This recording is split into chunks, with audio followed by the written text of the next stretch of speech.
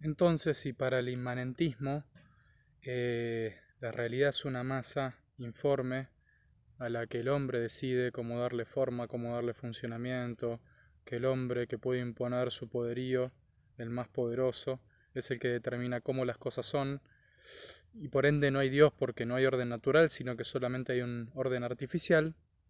Estamos en una postura, como decíamos, inmanentista. Y estaban estos inmanentistas que decían que toda la realidad, todo el universo es Dios, no el Dios de la fe, no el Dios de la razón para los realistas, no es un Dios que es una entidad distinta al universo, es el universo mismo. Cada partícula es Dios. Todo lo que existe, todo lo que vemos es parte de Dios. Somos todos partes de Dios. Hay un filósofo, Baruch Spinoza, filósofo de la modernidad, de origen judío, que justamente en su obra dice: todos somos manifestaciones o accidentes divinos. Todos manifestamos una parte de Dios. Los que somos seres racionales como los hombres, como que somos expresiones de la parte más racional de este Dios universo. Los que son vegetales, árboles, plantas, manifiestan como esa parte más biológica de este Dios universo. Incluso están las cosas que son más elementales, como átomos, protones, partículas, que manifiestan como el microuniverso de este Dios, que es todo lo que existe. Entonces, si Dios es todo lo que existe, hay una terrible consecuencia a nivel humano. No hay inmortalidad. No existe la vida después de la muerte. Porque somos parte de Dios y porque nuestra existencia es pasajera. Pero algo más grave aún que esta cuestión de la inmortalidad. Si todos somos parte de Dios, nuestra individualidad es aparente, es apariencia. Yo pienso que soy un ente, un ser humano, distinto a ustedes, distinto a todo lo otro que existe, pero no es así. En el fondo soy una parte de Dios. Mi individualidad, mis características personales, mi biografía, mis gustos, mi carácter, mi temperamento, no son más que maquillaje, porque soy parte de Dios. Soy una expresión de ese Dios universo. Entonces lo que yo soy como individuo no es muy relevante. Entonces en realidad no hay verdadera libertad, porque somos ya parte de Dios. Y de alguna forma nuestra historia está escrita. Y nuestra vida, que pensamos que es nuestra, que pensamos que tenemos que construirla, que tenemos que hacerla, es un instante. Es un instante en la vida de este universo que es Dios. Es un instante en este infinito que dura Dios. No somos nada más que un pequeño momento en la existencia de las cosas. Y después, cuando nos morimos, estamos de vuelta fundidos 100% en este todo universo que es Dios. Solo que ya no tenemos conciencia. Por eso no hay una inmortalidad personal. No es que seguimos existiendo de alguna forma como nosotros, como Juan, como quien sea, como Emi, como Julián, etc. Había un autor, Arthur Schopenhauer, o Schopenhauer como le dicen algunos más exquisitos del idioma, que incluso sugería el suicidio. Es un autor de la época contemporánea, no actual, sino del siglo pasado, si no me fallan los datos, que se escribía con sus seguidores, y a él a todos les recomendaba el suicidio, porque decía: una vida llena de sufrimientos, de dolores, de tragedias, de infortunios, cuando en realidad no se juega nada en nuestra vida porque somos una pequeña parte de este Dios universo, listo. ¿Para qué sufrir? Pare de sufrir. Tiene la solución, quítese la vida. Si total no hay nada real en juego, no hay nada pesado en juego. Sos un momento. Lo que importa es el todo.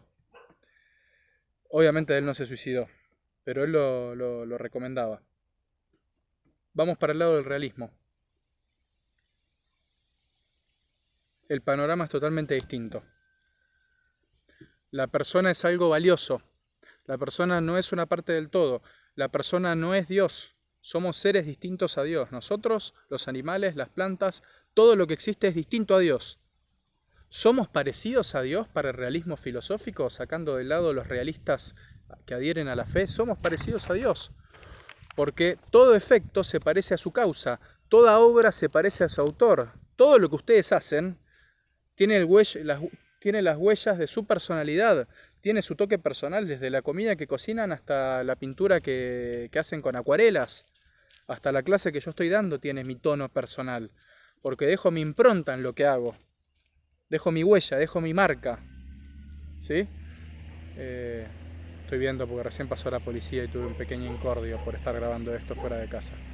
Bueno, entonces me distraje. Cada uno de nosotros vale. Cada uno de nosotros es un ser distinto de Dios. Entonces su existencia tiene entidad, tiene envergadura, tiene peso. En nuestra existencia personal se juega nuestra vida, se juega nuestra vocación, se juega nuestra satisfacción. Que estemos bien, que la pasemos bien, que seamos felices, que podamos aportarles algo al resto. Es una vida llena de sentido para el realismo filosófico, cada vida humana. Por eso, si tuviésemos que meter la discusión del aborto, por ejemplo, la meteríamos del lado del realismo, porque para el realismo cada vida vale, aunque sea pequeña.